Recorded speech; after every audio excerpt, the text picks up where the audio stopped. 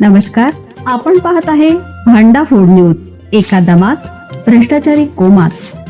Social media, कर्जबाजारी, गुन्हेगारी, सट्टेबाजी, चोरी, मटका, जुगार, दारू, सावकारशाही, न्यायाच्या प्रतीक्षेत प्रशासन.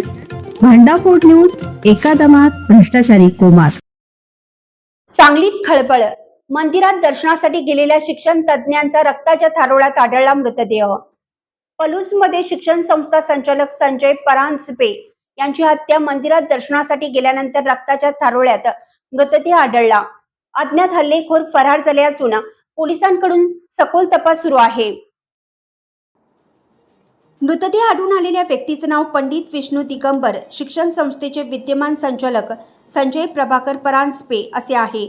अज्ञात आरोपींनी त्याच्यावर धारदार शस्त्राने हल्ला करत त्याची हत्या केली. त्यानंतर हल्लेखोर घटनास्थळावरून फरार झाले.